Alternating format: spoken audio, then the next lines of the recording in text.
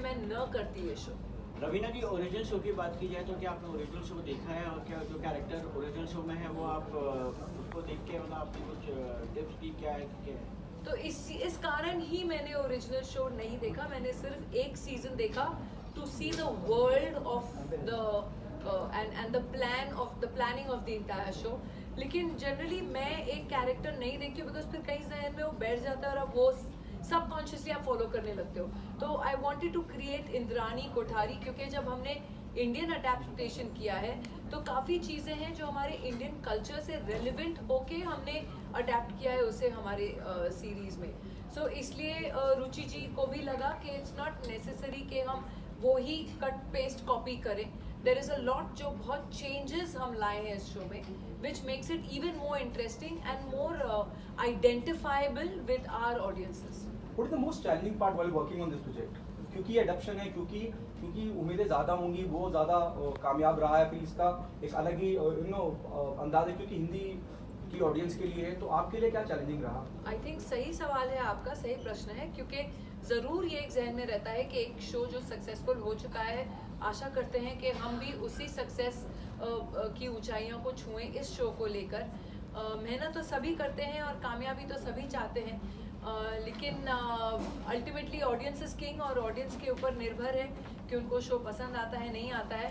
अब तक के जो रिएक्शंस हैं ट्रेलर्स को लेके वो बहुत ही पॉजिटिव हैं, बहुत ही अच्छे हैं। एक लोगों में एक एक्साइटमेंट है कि ऐसा एक शो आ रहा है थोड़ा अलग किस्म का, तो कहीं ना कहीं हम सब प्रार्थना ही कर सकते हैं और होप कर सकते हैं कि हमारी सबकी मेहनत रंग लाए। रवीना जी, हॉटस्टार की बात की जाए तो हॉटस्टार मतलब कि जो भी शोज आ रहे हैं हॉटस्टार के, तो उसमें वुमेन्स को जो है काफ़ी स्ट्रॉन्ग बताया गया है, काफ़ी स्ट्रॉन्ग रिप्रेजेंट किया गया है। जैसे सुष्मिता सेन का शो आर्या हो, काजोल जी का शो ट्रायल हो, तो उसके आपको लगता है कहीं ना कहीं हॉटस्टार जो है वुमेन एम्पावरमेंट की कुछ ज़्यादा ही सोच रखता है क्या? आई थिंक ये एक खूबी है इस चैनल की, जो ये विमेन ओरिएंटेड जिसे हम कहते हैं, या जो प्रोटैगनिस्ट हैं, विमेन लेड शोज आजकल एक्चुअली पैन OTT प्लेटफॉर्म्स पे हो रहे हैं और हमारी फिल्मों पे भी एक इक्वल अपॉर्चुनिटी काइंड ऑफ एक दिख रहा है, रेल्म जो चल रहा है इस समय। So I think it is a great change for basic awareness also in our society to bring about that change. तो कहीं ना कहीं ये इन्फ्यूज़ करता है ऑडियंसेस के माइंड्स को भी, and it's kind of working.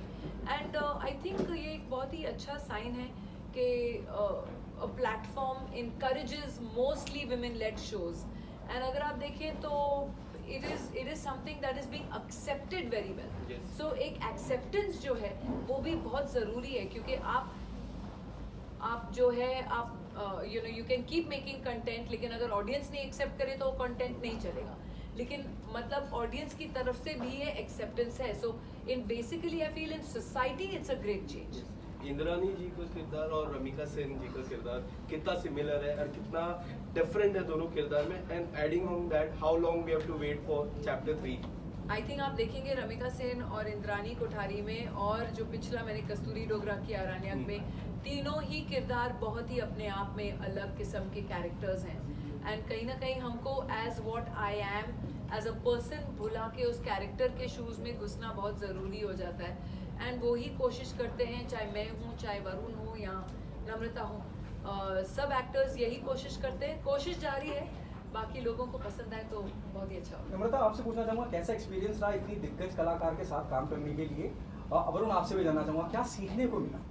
I think ये सीखने को मिला कि हार्ड वर्क हमेशा कंटिन्यू रखना पड़ता है। वो जो हंगर होता है एक आर्टिस्ट में, वो हमेशा कंटिन्यू रखना पड़ता है, चाहे आपने कितने भी अवार्ड जीते हो, रिगार्डलेस आपको सेट पे आना है, उतनी ही मेहनत करनी है, उतना ही प्रेप करना है। And I think Raveena ma'am से मैंने यही चीज़ सीखी। नहीं, बिल्कुल, आई थिंक सेम मेरे लिए भी इतना प्रोफेशनलिज्म, डिसिप्लिन, हंगर अभी भी इनमें देखना बहुत ही इंस्पायरिंग था मेरे लिए, क्योंकि that's what I aspire to be. और आई होप कि इनकी जो कला है, टैलेंट है, I have imbibed a little bit.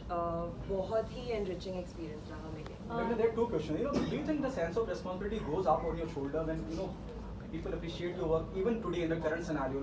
जितना भी जो भी काम आप करते हैं बड़ा सराहा जाता है, जो आपके दौर के वक्त में एक्ट्रेस या फीमेल एक्ट्रेस रही है, विद ऑल ड्यू रिस्पेक्ट, वो नहीं है अब। फील्ड के अंदर, लेकिन still going on. What is that one thing keeps you going on? देखिए, मैं दूसरों के लिए नहीं, लेकिन मैं अपने आप के लिए तो कह सकती हूँ कि मैंने I have always chosen quality over quantity. And कहीं ना कहीं आई थिंक अगर आप टैलेंटेड हो, हार्ड वर्किंग हो एंड सिंसियर और एक ऑनेस्टी हो अपने काम के साथ, तो आपसे कोई आपका काम नहीं छीन के लेके जा सकता है. तो maybe the choice of roles, and I have been lucky also. थोड़ा बहुत लक की भी बहुत ज़रूरत होती है, क्योंकि बहुत बार होता है हम बहुत मेहनत करते हैं और कभी कभी कुछ चीज़ नहीं चलती है तो ऐसे एक ठेस सी पहुंच जाती है दिल में. लेकिन I have been lucky also. कृपा रही है, ईश्वर की कृपा रही है, ऑडियंस की कृपा रही है कि उन्होंने मुझे हर किरदार में एक्सेप्ट किया. एंड वो मेहनत अभी भी जारी है. एंड मैं जहाँ तक कोशिश करती हूँ कि मैं हर एक जो भी शो या फिल्म करूँ, वो मैं कभी अपना कैरेक्टर रिपीट नहीं करती हूँ. आई ट्राई एंड डू कि हर एक अलग ही अंदाज में, एक अलग ही तरीके का किरदार हो. तो मुझे भी मज़ा आता है करने में, मुझे एक चुनौती सी लगती है, एंड आई होप ऑडियंस को भी मज़ा आए. लास्ट रवीना जी, क्वेश्चन गाइस, रवीना जी, लास्ट रवीना जी, क्वेश्चन. 90s की बात की जाए तो 90s की जो एक्ट्रेस थी, हमने देखा कि 2023 में जो है काफ़ी सारे एक्टर्स एक्ट्रेसेस जो है काफ़ी अच्छा काम किए हैं. 90s के जो एक्टर एक्ट्रेसेस थे, जैसे बॉबी देओल जी हैं और सनी देओल जी हैं, काजोल जी, सुष्मिता जी, तो सब लोग ने बहुत ही अच्छा काम किया है 2023 में. तो आपको लगता है कहीं ना कहीं जो है यंग जनरेशन को एक रन फॉर देयर मनी है, आप आ गए हैं वापस? तो हमारी इंडस्ट्री ऐसी है कि हम सब के लिए जगह है. कोई ऐसा नहीं है जिसे शायद अगर जिसने अपना मुकाम या नाम बनाया हो या मेहनत की हो या टैलेंट, कभी ना कभी तो आपका टाइम आएगा ही. तो ऐसी कोई बात नहीं है कि हम न किसी का काम छीन रहे हैं और न कोई हमसे काम छीन रहा है. Like I said, talent is always here to stay, and fresh and new talent is always welcome. Namita and Varun, आपसे जानना चाहेंगे, जब मैम नम्रता या जब मैम आपके सामने हो तो क्या कुछ आप लोगों ने पहले से प्लानिंग करके गए थे मैम के साथ? क्या कुछ है? प्लानिंग जितनी भी की थी मैंने, साथ की प्लानिंग की थी, वो सब वैसे डब्बे में चली गई. क्योंकि इनको देख के you feel larger than life. When she enters a room, वो एक एनर्जी लेके आती है. And but again she made everything so comfortable कि हमको कभी घबराहट हुई नहीं सेट पे. तो बहुत इजी टू वर्क था. After I met her, obviously before मैं काफ़ी डरा हुआ था कि पता नहीं मैं कैसे बात कर पाऊँगा, मैं अपना रोल सही से निभा पाऊँगा नहीं निभा पाऊँगा. But she made things so easy कि मेरे लिए ये शो करना आसान हो गया. नहीं, मैं बहुत शाय थी पहली मुलाकात में, लेकिन हम पहले लुक टेस्ट में मिले थे और फिर बहुत सारी रीडिंग्स की थी.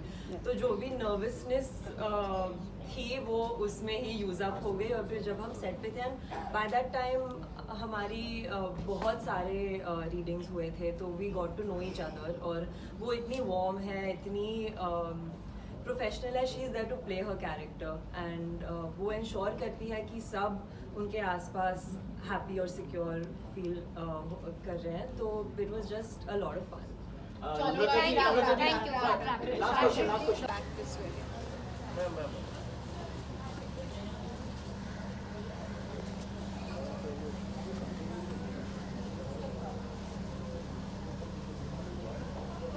रुकिए गाइस, रवीना मैम.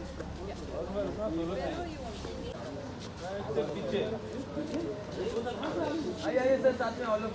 अच्छा, राइट से लेफ्ट आएंगे. लेफ्ट से राइट, राइट से लेफ्ट. ये लाइट लेके आओ. राइट भी बराबर.